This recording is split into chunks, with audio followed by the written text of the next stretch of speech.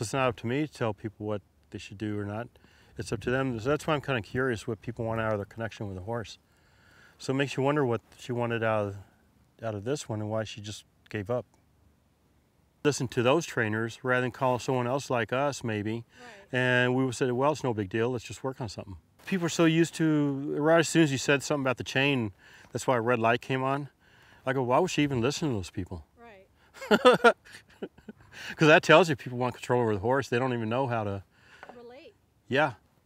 Okay, well, I'm going to take advantage of a meeting because I usually walk around them in large areas, so that I kind of want them to end up in the middle.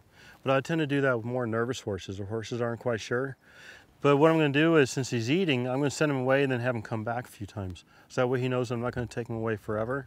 And then I'm going to start working there.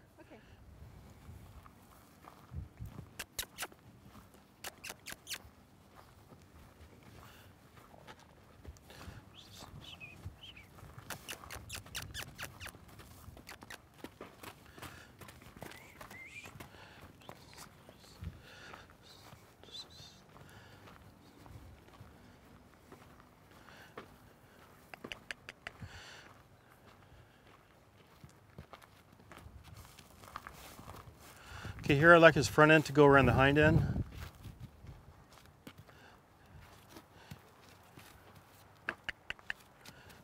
There we go.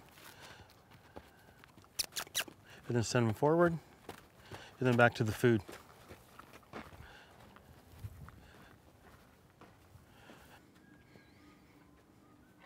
Okay, now he's waiting on me. See his ear? It came back to me and he's just kind of drifting around, so that's a good opportunity for me to go in there. And I'm using this as a rhythm. I'm picking on one of the hocks, and I just kind of like him to get in rhythm with it.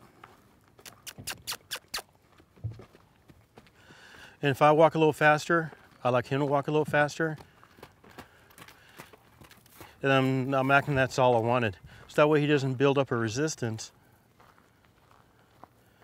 And as I walk around, he'll start keeping track of me more and more. And now I'm adding the rhythm again. So it implies motion in the directions wherever he feels like he needs to do to be successful. But how it carries over in the riding part is one of these days we may want to tip him up into a trot, but we don't want to have that resistance where he thinks it's going to be forever. But I like to work both sides of him so he's a little more ambidextrous.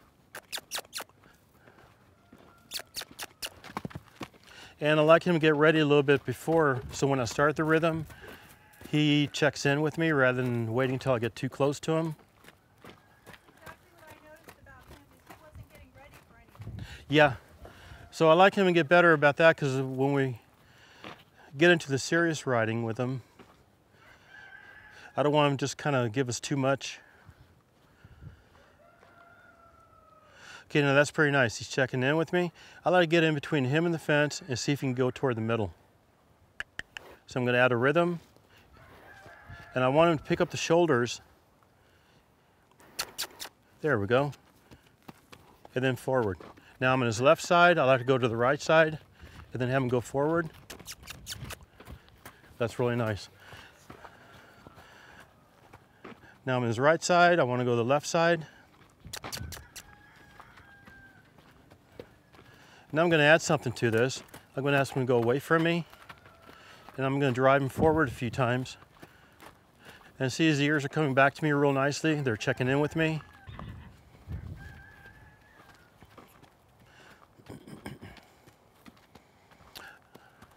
Okay, now I'm going to ask him to go another direction, see how little it takes.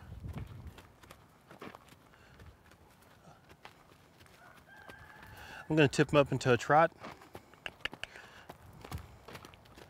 And then back down to a walk. And here I'm just seeing how well he can just kind of stay with me. I like his head about even with the chest, so I'm just going to ask the hind end to keep going forward, and his own head and neck will take care of itself. Like right about there, he started putting his nose down, so that tells me right before he gets to that spot, I got to ask him to go forward a little bit more, like right about there. Okay, I like to see him get his hind end underneath himself a little bit better than that, so I'm going to turn him a few times.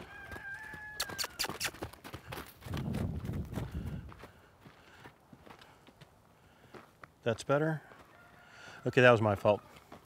I started before he committed.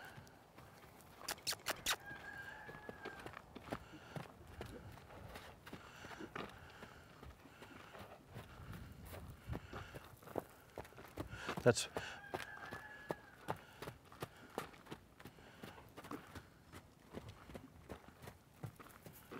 okay. I'm going to ask for a few changes and a real subtle, like right there. Okay, when I'm asking him to change directions or change speeds, I want to see his hind end get underneath his belly more. See there, he's kind of cut across a little bit too much.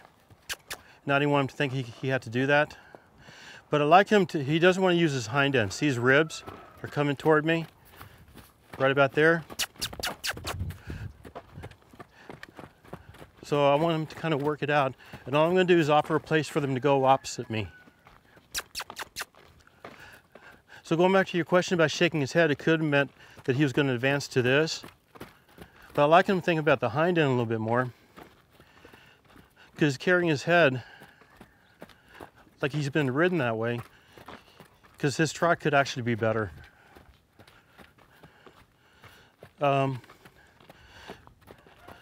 It's almost like he lands on the right side a little bit too heavier than the left side. But he wouldn't be doing that as much if his ribs moved over toward the outside and his nose moved toward me a little bit. So I'm giving him a place to go in here with the nose. There's his ears. There, that's better. So he doesn't really have to trot now. I'm sort of walking with my legs, so he's welcome to walk. However, I'm going to clarify something to him. I want him to walk and now pick up a trot. Now all I'm doing is just trying to get in a rhythm with the way he trot, and I'm just picking on one of the legs and asking for that trot rhythm. Now I'll ask for a walk rhythm.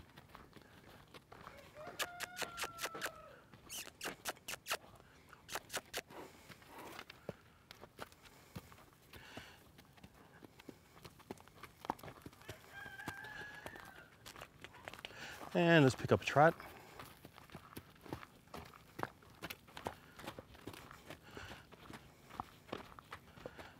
Okay, and I'm giving him plenty of room for his nose to come toward me just a little bit so we can get that inside hind leg more underneath his belly.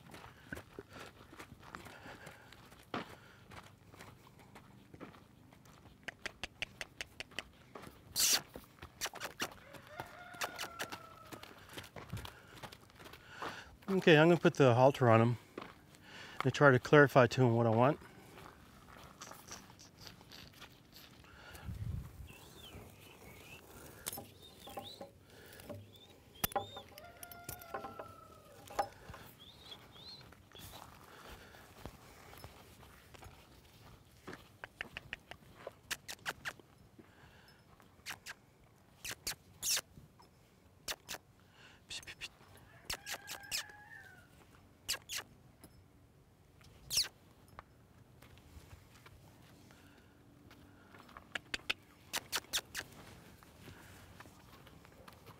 Psst, psst, psst.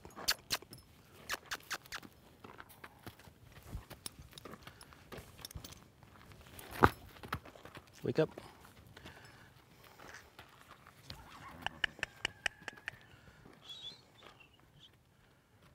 That's a little better. Psst, psst, psst, psst, psst. I like him to be a little bit more in the middle, just so it sets up a better working relationship between him and me.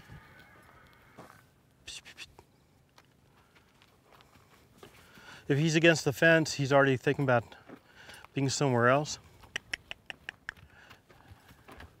And I'm not going to overwork him or anything. It's just I kind of like him to think about being with me a little bit more.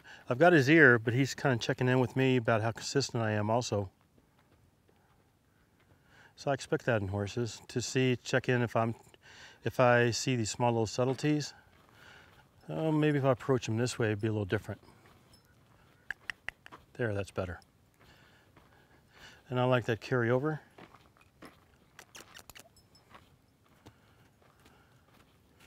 Psst, psst, psst.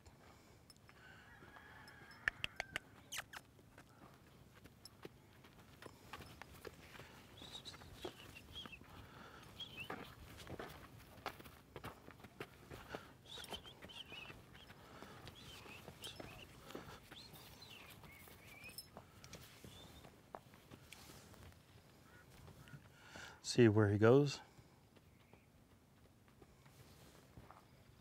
That's better.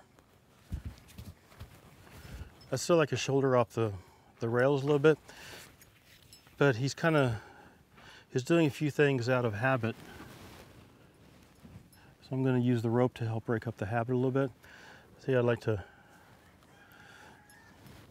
have him face me a little bit better than that, but that's part of a habit too. And also he's unsure what I want, so he's going to do a little bit more of it.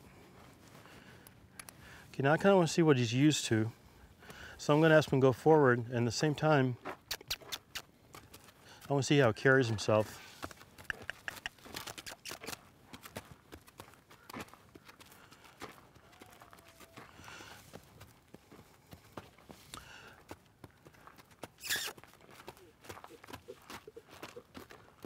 Okay, that's okay. Let's go that way. I'm sure he's been lunged before, but I kind of want to see what the quality of it is.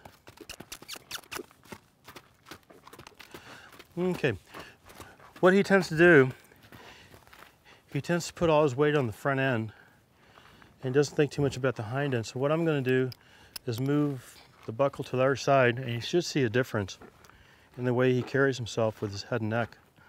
For some reason, it seems to work pretty well. And I'll explain something here in a minute. Here's what I'm looking for, is right behind the buckle of the halter. In this area here, I like him to soften up and tend to look at me a little bit more. What he tends to do when he goes a circle this way, he tends to look out that way. And he puts all his weight right in here, and he carries his head and neck like this. And that kind of strings out the hind end. I like to see the hind end come underneath the belly and actually pick up the shoulders a little bit better. And he doesn't really pick up the shoulders that well. So by putting the buckle on the other side, they don't have anything to resist on. And it's really important for me to stay focused on being back here, between here and the shoulder, so it gives them a place to go with the hind end, like right there. See, his head and neck are still up like that.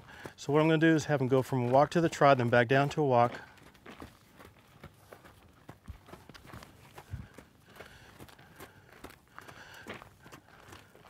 Then I'm trying to give him a place with his nose to come in this way, so that gets his jaw underneath this pole, like almost right there. As he gets more and more experience with it, then his trot will be better and better. Actually, that's a pretty nice start, the way he looked over toward the flag. Now again. And all I'm doing is just trying to get the same rhythm in the hock that he would when he trots.